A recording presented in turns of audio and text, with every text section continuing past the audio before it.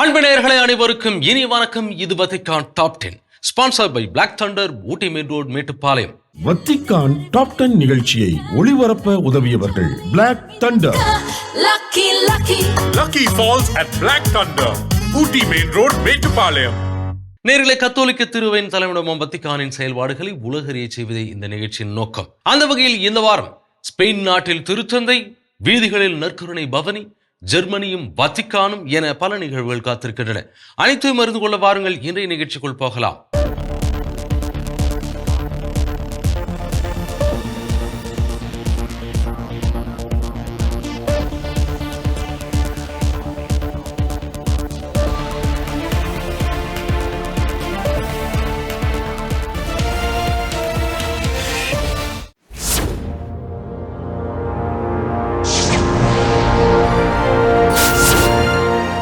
Spain நாட்டின் Madrid அரசு அரண்மனையில் நடந்த சமூக பிளவுகள் மற்றும் செயற்கை நுண்ணறிவு குறித்த திருத்தந்தை 14ஆம் லியோ அவர்களின் முக்கிய உரை குறித்து இன்றைய நிகழ்ச்சியின் முதல் பகுதியாக பார்ப்போம். திருத்தூது பயணங்களின் மிக முக்கியமான தருணங்களில் ஒன்று குடிமை அதிகாரிகள் மற்றும் தூதரக அதிகாரிகளுக்கான திருத்தந்தையின் உரையாகும். முக்கிய சிக்கல்கள் குறித்து திருப்பிடத்தின் முன்னுரிமைகளையும் நிலைப்பாடுகளையும் இங்குதான் அது கோடிட்டு காட்டுகிறது. ஸ்பானிய அரச குடும்பத்தின் அதிகாரப்பூர்வ இல்லமான மேட்ரிட் அரசு அரண்மனையில் திருத்தந்தை 14ஆம் லியோ அவர்கள் தனது பயணத்திற்கான நோக்கங்களை முன்வைத்தார். முன்னதாக ஸ்பெயின் அரசர் 6ஆம் பிலிப், அரசி லெத்திசியா மற்றும் அவர்களின் மகள்களான இளவரசிகளையும் அவர் தனிப்பட்ட முறையில் சந்தித்தார். அவர் தனது உரையில் சமூகத்தில் வளர்ந்து வரும் பிளவுகளை சுட்டிக்காட்டினார். இன்று முனைவாக்கம் என்ற நெருப்பை ஊதிவிடுவதன் மூலம் புகழ்பெறும் ஆசை குறைவதற்கு பதிலாக அதிகரித்துள்ளதாகவே தெரிகிறது. மேலும் மனித மாண்பு தொடர்ந்து மீறப்படுகிறது. இதனால்தான் நமக்கு பண்பாடு மற்றும் இலவசமான தரமான கல்வி ஆகியவை தேவைப்படுகின்றன. நமக்கு அனைத்தையும் கடந்த நிலை தேவைப்படுகிறது. அந்த பிளவுகளுக்கு காரணமான அரசியல் தலைவர்கள் மற்றும் பொது அதிகாரிகளுக்கும் திருத்தந்தை சவால் விடுத்தார். சமூகத்தின் மீது அவர்கள் கொண்டுள்ள செல்வாக்கை அவர் அவர்களுக்கு நினைவூட்டினார். இறுதியாக செயற்கை நுண்ணறிவு யுகத்தில் மனித மாண்பின் முக்கியத்துவத்தை வலியுறுத்த திருத்தந்தை அவர்கள் இந்த வாய்ப்பை பயன்படுத்தினார். இதுவே அவரது முதல் திருமடலான மக்னிஃபிகா ஹுமனிட்டஸ் ஆவணத்தின் மையக்கருத்தாகும். புதிய தொழில்நுட்பங்கள் ஒரு செயற்கையான சூழலை உருவாக்கியுள்ளன. அங்கு நமது அடிப்படை தேர்வுகள் சோதனைக்கு உள்ளாக்கப்படுகின்றன, தப்பெண்ணங்கள் பெரிதாக்கப்படுகின்றன, விமர்சன சிந்தனை பலவீனம் அடைகிறது மற்றும் பெரும்பான்மை நலன்கள் மரண விருப்பங்களை பரப்பி வருகின்றன. இருந்தபோதிலும் நன்மை என்பது மேலோங்கி பரவ முடியும். சிலுவையின் புனித யோவான், அவிலாவின் புனித தெரேசா மற்றும் லொயலாவின் புனித இஞ்ஞாசியார் உள்ளிட்ட ஸ்பெயின் நாட்டின் மிகவும் செல்வாக்குமிக்க சில புனிதர்களை குறிப்பிட்டு அமைதி மற்றும் ஒன்றிப்பிற்கான செய்தியோடு திருத்தந்தை 14ஆம் லியோ அவர்கள் தனது 4வது திருத்தூது பயணத்தை தொடங்கியது கவனிக்கத்தக்கது.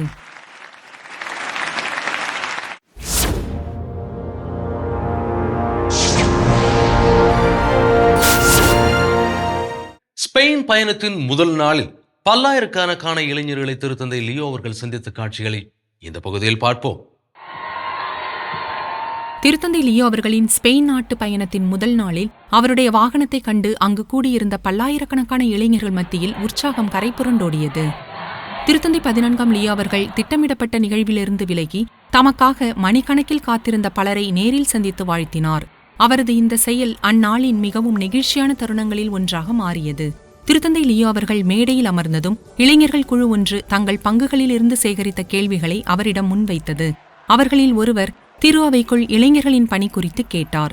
புதிதாக திருமணமான பெர்னாண்டோ என்ற இளைஞர் எழுப்பிய கேள்விக்கு திருத்தந்தை அவர்கள் பதிலளித்தார். Queremos ser verdaderamente el ahora de Dios. La última pregunta que le hacemos. Felicidades por tu matrimonio, Fernando.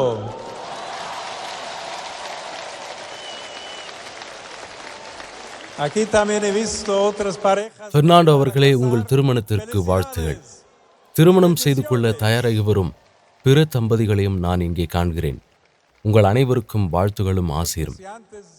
ஏனென்றால் இறை எழுத்தலை பரிசீலிக்க அஞ்ச வேண்டாம் என்று நான் முன்பு கூறியிருந்தாலும் குடும்பங்களை உருவாக்குவதற்கு அஞ்ச வேண்டாம். இந்த தன்னிச்சையான உரையாடலுக்கு பிறகு இளைஞர்களிடம் ஒப்படைக்கப்பட்டுள்ள பணி குறித்த பெர்னாண்டோவின் கேள்விக்கு அவர் தொடர்ந்து பதிலளித்தார்.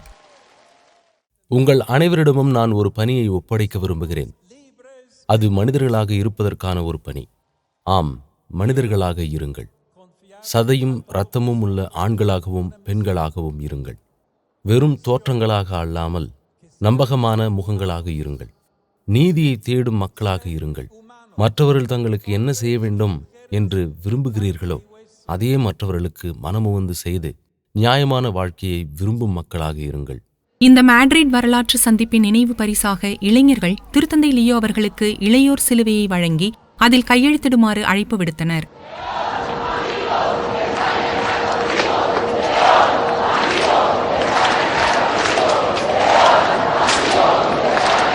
பின்னர் அந்த மாலையின் மிகவும் எதிர்பார்க்கப்பட்ட தருணம் வந்தது. 500 மில்லியன் நம்பிக்கையாளர்கள் நற்கருணையை ஆராதித்தனர். அப்போது மேட்ரிட் நகரின் மிகவும் பரபரப்பான பகுதிகளில் ஒன்றில் ஒரு ஆழமான அமைதி நிலவியது என்றால் அது மிகையாகாது.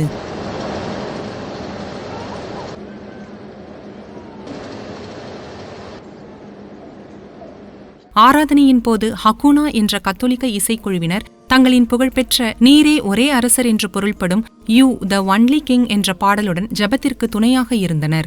அங்கிருந்த அனைவரும் அந்த பாடலில் நம்பிக்கையோடு இணைந்து கொண்டனர்.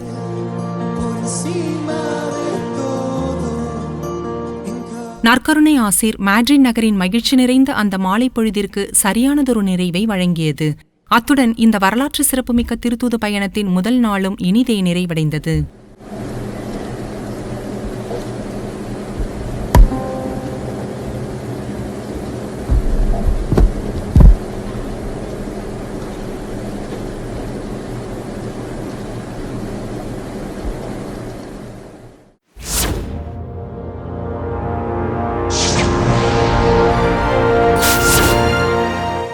மேட்ரிட் நகரின் மையப்பகுதியான சிபில்ஸ் சதுக்கத்தில் 1.2 மில்லியனுக்கும் அதிகமான மக்களுடன் இணைந்து கிறிஸ்துவின் திருவுடல் திருரத்த பெருவிழாவை திருத்தந்தை அவர்கள் சிறப்பித்த காட்சிகளை இந்த பகுதியில் பார்ப்போம்.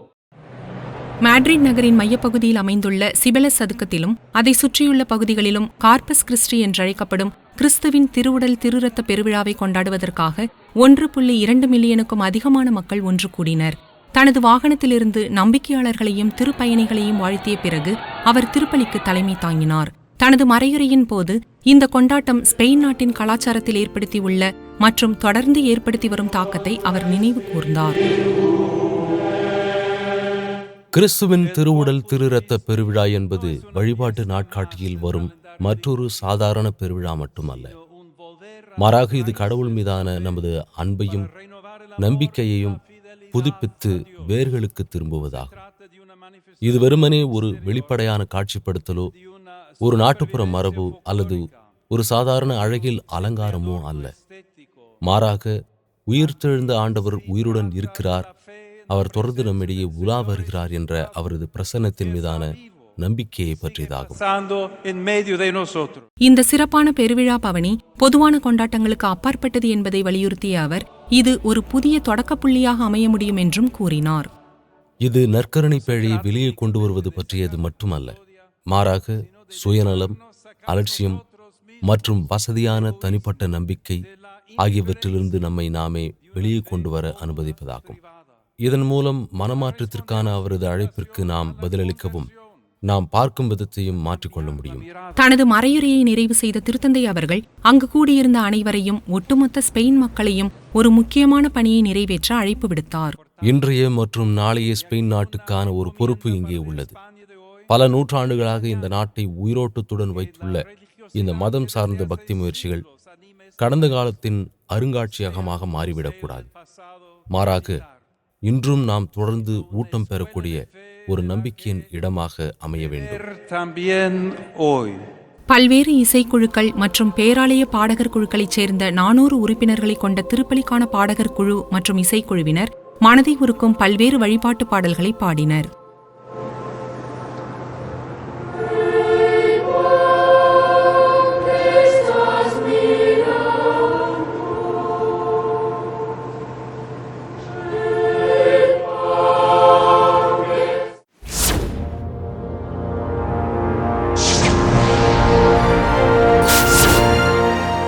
வழக்கமாக வத்திக்கானில் நடைபெறும் கிறிஸ்துவின் திருவுடல் திருரத்த பெருவிழா பவனி இந்த ஆண்டு ஸ்பெயின் நாட்டின் மேட்ரிட் நகரில் கோலாகலமாக நடைபெற்றது.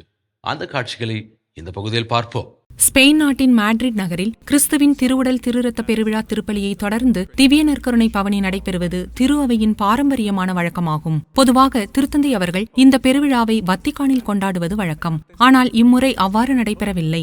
இந்த ஆண்டு ஸ்பெயின் நாட்டிற்கான தனது 4வது திருத்தூது பயணத்தின் ஒரு பகுதியாக திருத்தந்தை அவர்கள் மேட்ரிட் நகரில் கிறிஸ்துவின் திருவுடல் திருரத்த பெருவிழாவை கொண்டாடினார். இந்த ஆண்டு தங்கள் முதல் திருவிருந்தை பெற்ற குழந்தைகள், அர்ப்பண வாழ்வை தேர்ந்து கொண்ட துறவரத்தார் மற்றும் மேட்ரிட் நகரின் கர்தினால்கள், பேராயர்கள் மற்றும் ஆயர்கள் ஆகியோர் வீதியின் இருபுறமும் வரிசையாக நின்றிருந்தனர். அவர்கள் அனைவருடனும் இணைந்து திவ்ய நற்கருணை தாங்கிய பேழையை கையில் ஏந்தியபடி நகரின் வீதிகளில் திருத்தந்தை 14ஆம் லியோ அவர்கள் பவனியாக சென்றார். மேட்ரிட் நகரின் மையப்பகுதியில் 1.2 மில்லியன் நம்பிக்கையாளர்கள் இந்த கிறிஸ்துவின் திருவுடல் திருரத்த பெருவிழாவை கொண்டாடுவதற்காக ஒன்று கூடியிருந்தனர். திருத்தந்தை 14ஆம் லியோ அவர்கள் நற்கருணையில் எழுந்தருளி உள்ள கிறிஸ்துவுடன் பவனியாக சென்றபோது மக்கள் நற்கருணை பவனியின் பாதையில் மலர் இதழ்கள் மற்றும் வண்ண மரத்தோலை தூவி இறைவனை ஆராதித்து மகிழ்ந்தனர்.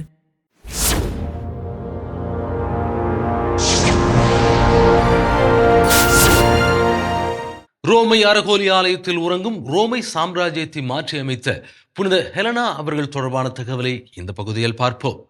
Before Emperor Constantine, ரோமை நகர் அறக்கோலியின் புனித மரியா ஆலயத்தில் அடக்கம் செய்யப்பட்டுள்ள மாபெரும் பேரரசர் கான்ஸ்டன்டைன் அவர்களின் தாயான புனித ஹெலெனாவின் வரலாறு குறித்து சிறப்பு ஆவண செய்தியறிக்கை ஒன்று வெளியிடப்பட்டுள்ளது.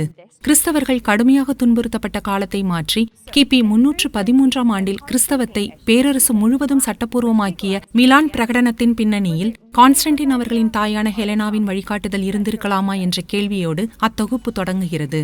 வரலாறு எப்போதும் வெற்றி பெற்ற பேரரசர்களையே நினைவில் கொள்கிறது என்றும் அவர்களுக்கு பின்னால் இருந்த பெண்களை கவனிக்க தவறிவிடுகிறது என்றும் அத்தொகுப்பில் குறிப்பிடப்பட்டுள்ளது.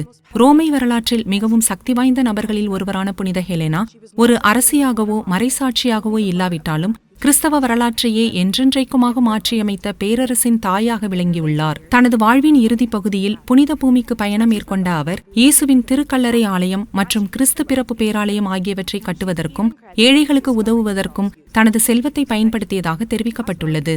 மேலும் இயேசு சிலுவையில் அறையப்பட பயன்படுத்தப்பட்ட திருச்சிலுவையையும் 3 ஆணிகளையும் கண்டுபிடித்து அவர் தனது மகனான கான்ஸ்டன்டைனுக்கு வழங்கிய வரலாற்று நிகழ்வும் அதில் நினைவு கூறப்பட்டது.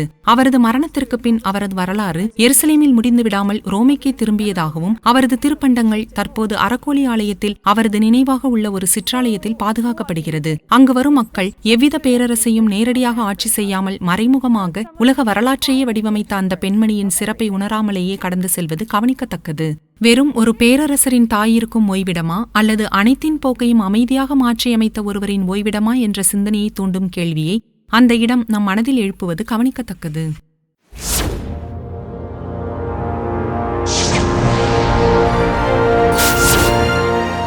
உடல் ஆரோக்கியத்தை மேம்படுத்துவதில் மருத்துவம் மற்றும் ஆன்மீக நம்பிக்கை எவ்வாறு இணைந்து செயல்பட வேண்டும் என்பது குறித்து ஜுவனசென்ஸ் நிறுவனத்தின் தலைமை செயல் அதிகாரி டாக்டர் ரிச்சர்ட் மார்ஷல் அவர்கள் அளித்த பேட்டியை இந்த பகுதியில் பார்ப்போம்.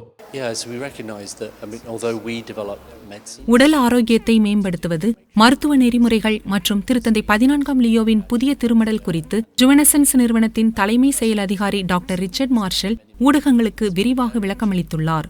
உடல் ஆரோக்கியத்தை மேம்படுத்துவது குறித்து மருத்துவமும் நம்பிக்கையும் இணைந்து செயல்பட வேண்டியதன் அவசியத்தை அவர் தனது பேட்டியில் வலியுறுத்தினார். மனித ஆரோக்கியத்திற்கும் நீண்ட ஆயுளுக்கும் மருந்துகள் மட்டுமே போதாது என்றும் உணவு பழக்கம், வாழும் முறை மற்றும் சமூக பிணைப்பு ஆகியவையே ஒருவரின் ஆயுளை தீர்மானிக்கும் முக்கிய காரணிகள் என்றும் அவர் சுட்டிக்காட்டினார். நீண்ட ஆயுளை மேம்படுத்த வத்திக்கானும் திருப்பிடமும் எடுக்கும் முயற்சிகளுடன் மருத்துவத்துறையும் ஒன்றிணைந்து செயல்படும் போது சமூகத்தில் மிகப்பெரிய தாக்கத்தை ஏற்படுத்த முடியும் என்று அவர் தெரிவித்தார். பாதுகாப்பான முறையில் மருந்துகளை உருவாக்குவதில் உள்ள சவால்கள் குறித்து பேசிய அவர், முதலில் எந்த தீங்கும் செய்யக்கூடாது என்பதே மருத்துவத்தின் அடிப்படை விதி என்றார்.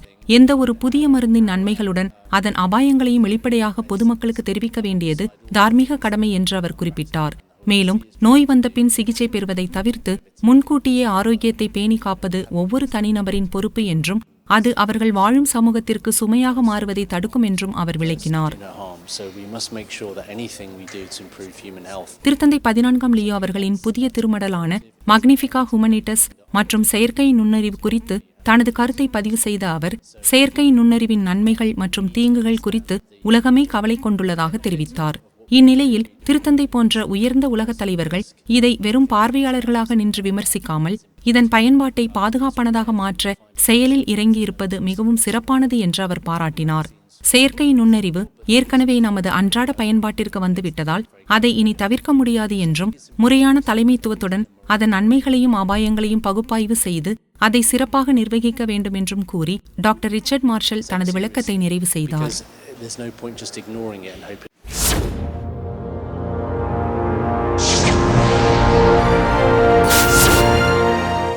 வத்திக்கானின் மிகப்பெரிய துறையான தகவல் தொடர்பு பேராயத்தின் புதிய தலைவராக மரியா மான்சராத் அல்வரோடாவை திருத்தந்தை 14ஆம் லியோ அவர்கள் நியமித்துள்ளது குறித்து இந்த பகுதியில் பார்ப்போம். திருத்தந்தை 14ஆம் லியோ அவர்கள் வத்திக்கானின் தகவல் தொடர்பு தலைமையகத்தில் ஒரு பெரிய மாற்றத்தை செய்துள்ளார். எதிர்பாராத மற்றும் வியூக ரீதியான இந்த நகர்வு திரு அவையை வழிநடத்துவதில் அவர் கொண்டுள்ள சமநிலையான அணுகுமுறையையும் அதன் பல்வேறு பிரிவுகளுக்கு இடையே பாலங்களை உருவாக்கும் அவரது விருப்பத்தையும் பிரதிபலிக்கிறது. வத்திக்கானின் தகவல் தொடர்பு பேராயத்தின் புதிய தலைவராக மரியா மான்சராட் அல்வரோடாவை திருத்தந்தை தேர்ந்தெடுத்துள்ளார். நவம்பர் 1 முதல் பவுலோ ரூஃபினி அவர்களுக்கு அடுத்தபடியாக பதவியேற்க உள்ள இவர் வத்திக்கான் துறை ஒன்றுக்கு தலைமை தாங்கும் 2வது பொதுநிலையினர் மற்றும் முதல் பொதுநிலை பெண் ஆவார்.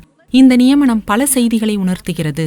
ஒருபுறம் திருப்பிடத்தின் தகவல் தொடர்பு துறை பாரம்பரியமாக இத்தாலியர்களால் நிர்வகிக்கப்பட்டு வருகிறது. ஆனால் அல்வராடோ அவர்கள் அதிக சர்வதேச பார்வையை கொண்டு வருவார். மெக்சிகோ நாட்டைச் சேர்ந்தவராக இருந்தாலும் புளோரிடா மற்றும் வாஷிங்டன் டிசி பல்கலைக்கழகங்களில் படித்து பட்டங்களை பெற்றிருப்பதால் அவர் அமெரிக்க பின்னணியையும் தெளிவாக கொண்டுள்ளார்.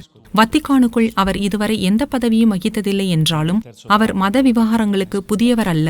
2009 மற்றும் 2023 வரை மத சுதந்திரத்திற்கான பெக்கெட் நிதியத்தில் அவர் தலைமை பதவிகளை வகித்துள்ளார். ஆனால் கத்தோலிக்க தொலைக்காட்சி வலையமைப்பான EWTN செய்திகளில் அவர் ஆற்றிய பணிகளுக்காகவே அவர் மிகவும் பிரபலமாக அறியப்படுகிறார். அங்கு அவர் தலைவராகவும் தலைமைச் செயல் அதிகாரியாகவும் பணியாற்றினார். EWTN மற்றும் திருத்தந்தை பிரான்சிஸ் ஆகியோருக்கு இடையிலான ஒரு சர்ச்சைக்குரிய கட்டத்தை தொடர்ந்து அந்த வலையமைப்பை மிகவும் மிதமான மற்றும் சமநிலையான தொனியை நோக்கி அவர் வழிநடத்தினார். வத்திக்கானின் மிக உயரிய தலைமை பதவிகளில் பெண்களையும் பொதுநிலையினரையும் பணியமர்த்துவதன் மூலம் திருத்தந்தை 14ஆம் லியோ அவர்கள் திருத்தந்தை பிரான்சிஸ் அவர்களின் பணிகளை தொடர்ந்து முன்னெடுத்து செல்கிறார். அதேவேளையில் திரு அவையின் பாரம்பரியமான பிரிவுகளுடன் அவர் ஒரு சமநிலையை ஏற்படுத்தவும் வேண்டியுள்ளது. வத்திக்கானின் தகவல் தொடர்பு பேராயம் என்பது அங்குள்ள மிகப்பெரிய துறையாகும். அதாவது திருத்தந்தையின் செய்திகளை உலகிற்கு கொண்டு செல்லும் அதேவேளையில் இந்த துறையின் விரிவான பணியாளர்கள் மற்றும் செயல்பாடுகளையும் அல்வராடோ அவர்கள் இனி நிர்வகிக்க வேண்டும் என்பதே இதன் பொருளாகும். Amen.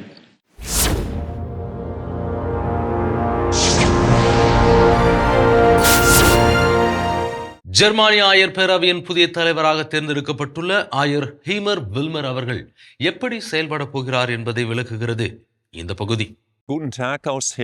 ஜெர்மன் ஆயர் பேரவையின் புதிய தலைவரான ஆயர் ஹெய்னர் வில்மர் அவர்கள் அனைவருடனும் ஒருமித்த கருத்தை உருவாக்கும் ஒரு மனிதராக அறியப்படுகிறார். ஜெர்மனியில் கூட்டொருங்கு இயக்கத்தை வழிநடத்த தேர்ந்தெடுக்கப்பட்டுள்ள இவருடைய அணுகுமுறை திருத்தந்தை 14ஆம் லியோவின் அணுகுமுறையை ஒத்திருக்கிறது. நான் மிகவும் மகிழ்ச்சி அடைகிறேன். அவர் அளந்து பேசும் ஒரு மனிதரும் கூட. ஏனென்றால் நடுநிலை என்பது கேமராக்களுக்கு முன்னால் செய்யப்படுவதல்ல, மாறாக திரைக்கு பின்னால் செய்யப்படுவதாகும். பலருடைய கருத்துப்படி இது அவரது சிறந்த குணங்களில் ஒன்றாகும். கூட்டொருங்கு இயக்கத்தின் நடைமுறையை கடுமையாக விமர்சிக்கும் சில தரப்பினர் கூட அவரிடம் நல்லிணக்கத்திற்கான நம்பிக்கையை காண்கிறார்கள். இரு தரப்பிற்கும் இடையிலான ஆழமான பிளவுகளை அவரால் கடக்க முடியும். கூட்டொருங்கியத்தின் உறுப்பினர்கள் ஒருபுறமும் அதன் மீதான விமர்சனங்கள் மற்றும் எதிர்ப்புகள் மறுபுறமும் உள்ளன. இரு தரப்பினருக்கும் இடையே சென்று ஒரு பாலத்தை அமைக்கும் ஓர் இடைநிலை ஆயராக அவர் இருப்பார் என்று நாங்கள் நினைக்கிறோம். ஏனெனில் அவர் மிகவும் மதிக்கப்படும் ஓர் ஆன்மீக மனிதராவார்.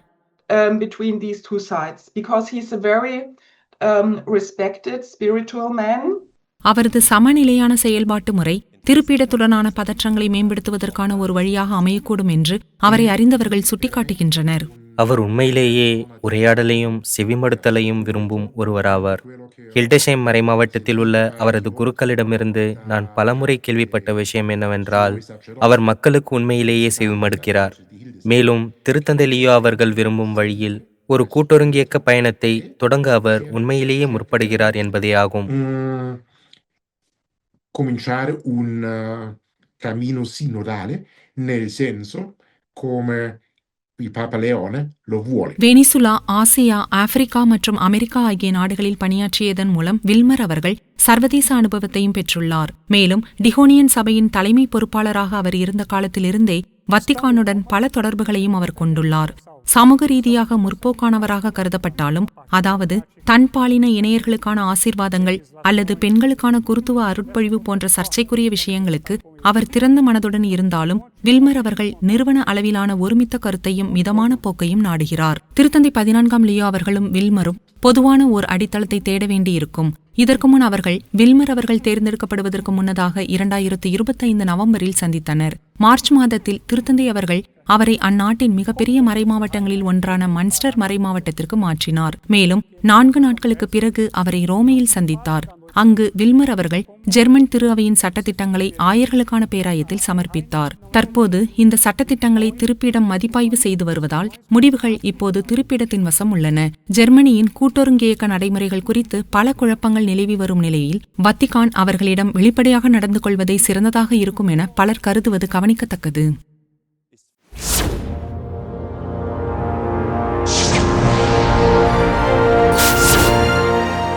ஜெர்மானிய திரு அவை மற்றும் வத்திகானுக்கு இடையிலான நீண்டகால முரண்பாடுகளின் பின்னணி குறித்து இந்த பகுதியில் பார்ப்போம்.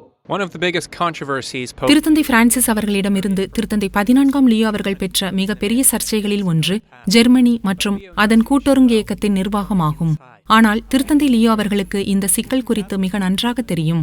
திருத்தந்தை அவர்கள் கர்தினால் புரோவோஸ்டாக இருந்தபோது வத்திகானுக்கும் ஜெர்மனிக்கும் இடையிலான உரையாடலில் அவர் ஒரு முக்கிய நபராக பங்கேற்றிருந்தார். அவர் ஆயர்களுக்கான பேராயத்தின் தலைவராக இருந்தார். மேலும் இரு தரப்பிற்கும் இடையே பதற்றங்கள் மிக உயர்ந்த நிலையில் இருந்த 2023ஆம் ஆண்டில்தான் அவர் இந்த பொறுப்பிற்கு வந்தார். பொது நிலையினரும் ஆயர்களும் சமமான வாக்குரிமை கொண்ட ஒரு குழுவை உருவாக்க ஜெர்மனியர்கள் விரும்பினர். ஆனால் வத்திகான் இந்த முன்மொழியப்பட்ட கொள்கையை முற்றிலுமாக நிராகரித்தது. இது ஆயர்களுடன் இணைந்து பொதுநிலையினர் முடிவுகளை எடுப்பதை பற்றியதாகும். ஆனால் தாங்கள் செய்யும் செயல்களுக்கு கடவுளுக்கு பதிலளிக்க வேண்டியவர்கள் ஆயர்கள் மட்டுமே. 2023ஆம் ஆண்டு ஜூலை மாதத்தில் நடைபெற்ற ஜெர்மனி மற்றும் திருப்பிடத்திற்கு இடையிலான முதல் சந்திப்பில் புரோவோஸ்ட் அவர்கள் பங்கேற்றார். 4 மாதங்களுக்கு முன்பு ஜெர்மனி ஆயர்களின் மற்றொரு முன்மொழிவை வத்திகான் நிராகரித்திருந்தது.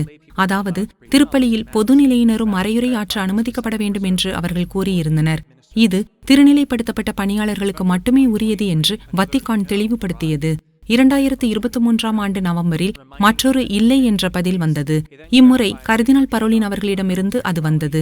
ஆண்கள் மட்டுமே குருக்களாக முடியும் என்பதை அவர்களுக்கு நினைவூட்டிய அவர் ஒரு குழுவினால் தன்பாலின ஈர்ப்பு குறித்த திரு அவையின் போதனையை மாற்ற முடியாது என்பதனையும் தெளிவுபடுத்தினார். ஒரு கூட்டொருங்கியக்க குழுவை உருவாக்குவதன் மூலம் ஜெர்மனி ஆயர்கள் ரோமைக்கு இணையான ஒரு அதிகாரத்தை நிறுவுவார்கள். இது ஒட்டுமொத்த உலகளாவிய திரு அவையின் போதனைகள் குறித்தே குழப்பங்களை ஏற்படுத்தும். ஜெர்மானியர்கள் செய்தது என்னவென்றால் 2026ஆம் ஆண்டிற்காக திட்டமிடப்பட்டுள்ள அந்த குழுவை நோக்கிய ஒரு ஆரம்பகட்ட நடவடிக்கையாக ஒரு சிறு குழுவை உருவாக்கியதே ஆகும். அவர்கள் 2024 பிப்ரவரியில் இந்த குழுவின் சட்டத்திட்டங்கள் மீது வாக்கெடுப்பு நடத்த உத்தேசித்திருந்தனர். ஆனால் அதற்காக திரு அவை சட்டத்திற்கு முரணானது என்று வெளிப்படையாக கண்டிக்கும் ஒரு கடுமையான கடிதத்தையே அவர்கள் வத்திகானிடமிருந்து பெற்றனர். அதன்பின் ஜெர்மனியும் திருப்பிடமும் மேலும் 2 முறை சந்தித்தன. 2024 ஜூன் மாதத்தில் நடைபெற்ற கடைசி சந்திப்பில் அதிகார மையங்கள் குறித்த குழப்பத்தை தவிர்ப்பதற்காக குழு என்ற பெயரை பேரவை என்று மாற்றுமாறு ரோமை பரிந்துரைத்தது. இந்த பரிந்துரையை ஜெர்மானியர்கள் ஏற்றுக்கொண்டனர். 2025 நவம்பர் மாதத்தில் ஜெர்மன் பொதுநிலை பிரதிநிதிகளாலும் 2026 பிப்ரவரி மாதத்தில் ஆயர்களாலும் இந்த சட்டத்திட்டங்களுக்கு ஒப்புதல் அளிக்கப்பட்டது. என்றாலும் சில தயக்கங்களும் இருந்தன. இந்த சட்டத்திட்டம் மிகவும் குறைந்த பெரும்பான்மையுடன் அங்கீகரிக்கப்பட்டது. அதாவது தேவைப்படும் 3/2 பங்கு பெரும்பான்மையை விட ஒரு வாக்கு மட்டுமே அதிகமாக பெற்று வென்றது. மிகவும் வலுவான சிறுபான்மையினரின் தயக்கங்களை கருத்தில் கொள்வதற்காக ஒரு திருத்தமும் செய்யப்பட்டதாக நான் நம்புகிறேன். இது நிச்சயமாக திருப்பிடத்தின் நிலைப்பாட்டுடனும் ஒத்துப்போகிறது. ஒரு கர்தினால் உட்பட 4 ஆயர்கள் இந்த குழுவிலிருந்து விலகினர். மேலும் அவர்கள் இந்த புதிய பேரவையை அங்கீகரிக்கவில்லை. மற்றவர்கள் ரோமையுடனான ஒன்றிப்பில் எல்லாம் தொடரும் என்ற நிபந்தனையுடன் அதிலேயே இருந்தனர். ஆனால் முக்கிய பிரச்சனை என்னவென்றால் முடிவெடுப்பதே ஆகும். பொதுநிலையினரை உள்ளடக்கிய ஒரு வாக்கெடுப்பில் ஒரு முன்மொழிவு நிறைவேற்றப்பட்டால் வாக்கெடுப்புக்கு எதிராக செல்லும் ஆயர்கள் தங்களை தற்காத்துக் கொள்ளும் நிலையிலேயே இருந்து அதற்கான காரணங்களை நியாயப்படுத்த வேண்டியிருக்கும். ஜெர்மானிய ஆயர் பேரவையின் புதிய தலைவரான ஹெய்னர் வில்மர் அவர்களால் சமர்ப்பிக்கப்பட்ட சட்டத்திட்டங்கள் இப்போது வத்திகானின் கைகளில் உள்ளன. ஹெய்னர் வில்மர் அவர்கள் ரோமை தலைமை செயலகத்தை அறிந்தவர். திருப்பிடம் எவ்வாறு செயல்படுகிறது என்பதை புரிந்து கொண்டவர். மேலும் பலரால் திருத்தந்தை லியோ அவர்களின் குணாதிசயத்திற்கு ஒப்பிடப்படுபவர். இவர்கள் இருவருமாக இணைந்து ஜெர்மனியை ரோமையுடன் தொடர்ந்து ஒன்றிப்பில் வைத்திருக்க சாதிப்பார்களா என்பதை பொறுத்திருந்துதான் பார்க்க வேண்டும்.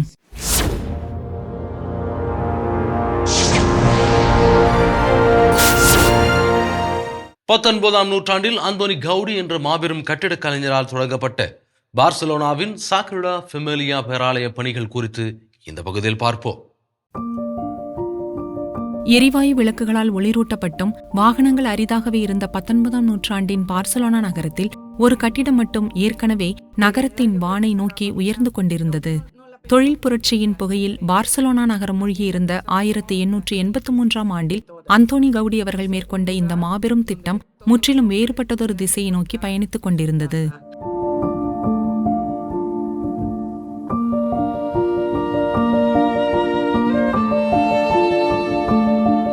அவர் இவ்வாறு சிந்தித்தார். இங்கு வரும் மக்கள் கூட்டத்திற்கு நான் எவ்வாறு உதவ முடியும்?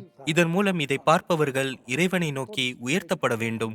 பர்னபாசுக்கு அர்ப்பணிக்கப்பட்ட புகழ்பெற்ற அந்த முதல் கோபுரத்தை அவர் முடித்தபோது அவர் தன் நண்பர்களிடம், இது உனக்கு எதையாவது சொல்கிறதா? இந்த கோபுரத்தை பார்ப்பது உன்னை கடவுளை நோக்கி வழிநடத்துகிறது என்பது உண்மைதானே என்று கேட்டார்.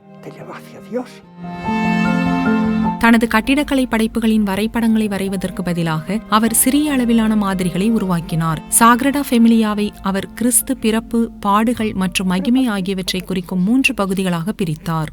ஆனால் மற்றொரு முக்கியமான விஷயம் என்னவென்றால் கற்றல் ஆகும்.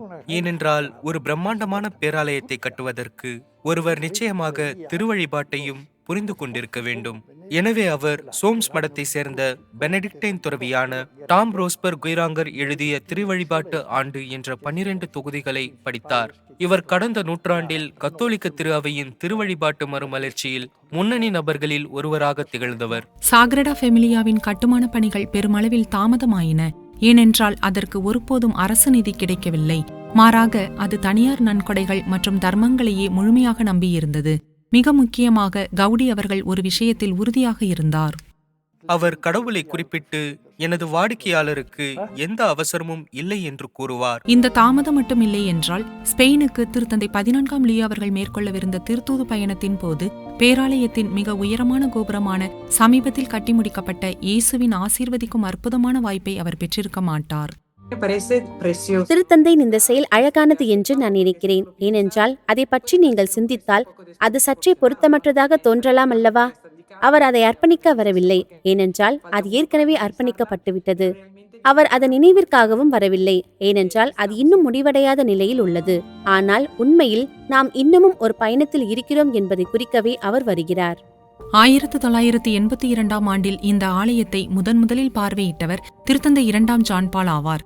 பல ஆண்டுகளுக்கு பிறகு திருத்தந்தை 16ஆம் பெனடிக்ட் அவர்கள் இதை ஒரு சிறிய பேராலயமாக அர்ச்சித்தார். அங்குள்ள 18 கோபுரங்களில் சுமார் 564 அடி உயரத்திற்கு அமைக்கப்பட்டுள்ள மிக உயரமான கோபுரத்தை திருத்தந்தை 14ஆம் லியோ அவர்கள் ஆசீர்வதிக்கவிருந்தார். அருகிலுள்ள மான்ஜூயிக் என்ற குன்றின் உயரத்தை இது தாண்டிவிடக்கூடாது என்பதற்காகவே துல்லியமாக இந்த உயரத்தில் இது வடிவமைக்கப்பட்டுள்ளது. மனிதர்களின் வேலைப்பாடு ஒருபோதும் கடவுளின் இயற்கையான படைப்பை மிஞ்சக்கூடாது என்பதில் அந்தோனி கவுடி அவர்கள் எப்போதும் உறுதியாக இருந்தது குறிப்பிடத்தக்கது. என்ன அன்பு நேயர்களை, இன்றைய நிகழ்வுகள் அனைத்தும் நீங்கள் பயன்பெறும் வகையில் அமைந்திருக்கும் என்று நாங்கள் நம்புகிறோம். மீண்டும் அடுத்த வாரம் இதே நிகழ்ச்சியில் சந்திக்கிறோம். இது Vatican top 10 sponsor by Black Thunder, Ooty main road, Mettupalayam. நன்றி, வணக்கம், மரியே வாழ்க. வத்திக்கான் டாப் 10 நிகழ்ச்சியை ஒளிபரப்ப உதவியவர்கள் Black Thunder. Lucky Falls at Black Thunder, Ooty Main Road, Metupalayam.